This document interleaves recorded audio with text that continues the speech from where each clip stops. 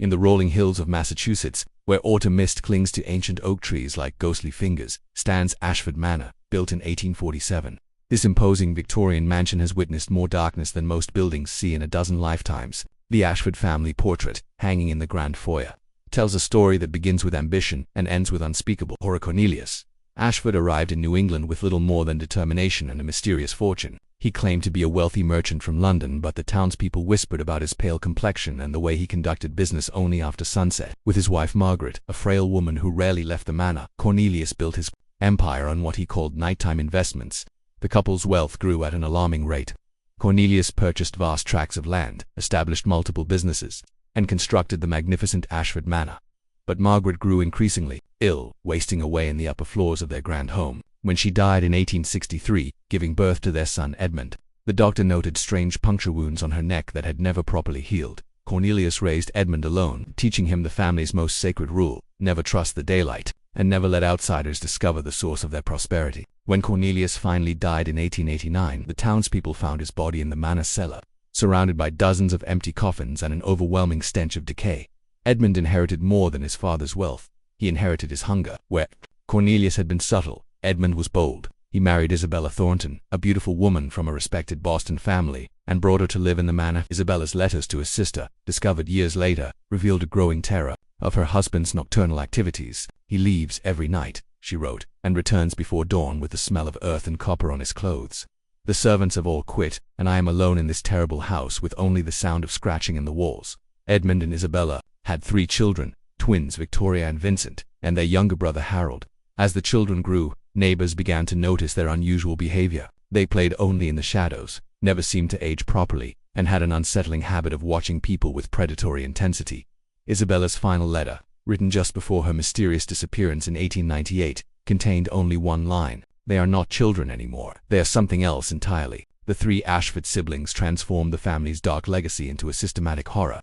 Victoria, beautiful and charming, lured young men to the manor with promises of romance. Vincent, intellectual and calculating, used his position as the town's unofficial historian to cover up disappearances. Harold, the youngest, developed an expertise in what he called preservation techniques. Together, they turned Ashford Manor into a carefully orchestrated nightmare.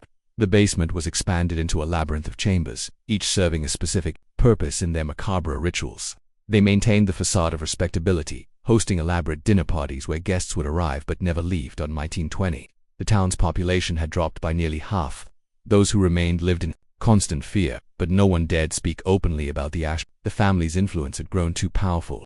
Their reach too extensive. Victoria married her cousin Mortimer Ashford, a union that produced 4 children who seemed to share a single, malevolent consciousness.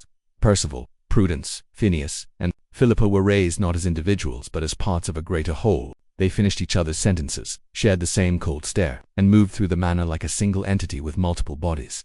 During the Great Depression, while other families struggled, the Ashfords thrived. They opened their doors, 2 desperate travelers, offering food and shelter to those with nowhere else to go. The townspeople knew what this meant, but poverty had made them complicit in their neighbors' disappearances. The 4th generation perfected their ancestors' work.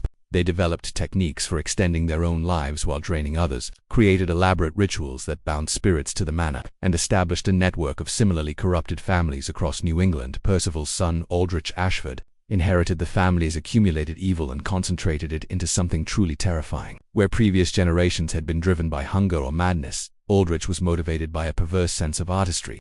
He saw horror as a craft to be perfected. Aldrich married Evangeline Blackwood, a woman who shared his twisted vision. Together, they transformed the manor into a museum of suffering, cataloging different methods of causing pain and preserving their victims in increasingly elaborate displays. Their children, Damien and Delilah, were raised as students of this dark art. They learned anatomy from living subjects, studied psychology through torture, and developed an understanding of human nature that was both profound and utterly corrupt. Damien and Delilah approached evil with academic precision. They established the Ashford Institute for Historical Research, using their scholarly reputation to attract victims from around the world. Researchers would come to study the manor's fascinating history, only to become part of that history themselves. The siblings never married, instead focusing their energies on perfecting their craft. They developed new preservation techniques, created detailed taxonomies of human suffering, and began training a new generation of disciples from among the town's children. Damien's adopted protege, Marcus Ashford, brought the family's evil into the digital age. He used the internet to lure victims from around the world, created elaborate online personas, and developed new methods of psychological torture that incorporated modern technology. Marcus married Dr. Helena Voss, a psychiatrist, who provided scientific legitimacy to their experiments. Together, they turned the manor into a research facility where the boundaries between psychology and torture became meaningless. Their daughter, Serafina, was raised as the culmination of 7 generations of accumulated evil. She possessed an understanding of human nature that was both brilliant and terrifying, capable of breaking a person's will with nothing more than words. Serafina Ashford represents the pinnacle of her family's dark evolution, but something unexpected happened. As she came of age, the weight of 8 generations of evil had created something that even the Ashfords couldn't control. In 2023, Serafina made a choice that would have horrified her ancestors. She walked into the town square during the annual autumn festival and confessed to everything. She revealed the location of the bodies, exposed the family's methods, and surrendered herself to the authorities. But her confession came with a warning. "The evil didn't start with my family," she said. "We were just the most successful at cultivating it, but evil is like a seed. It grows wherever it finds fertile ground." As investigators searched the manor, they found evidence of horrors spanning nearly 2 centuries. But they also found something else: detailed records of other families, other places, other seeds of darkness that had been planted across the country. Today, Ashford Manor stands empty, its windows boarded up and its grounds overgrown, but the building itself was never the true horror. The true horror was the systematic cultivation of evil, passed down through generations like a family recipe.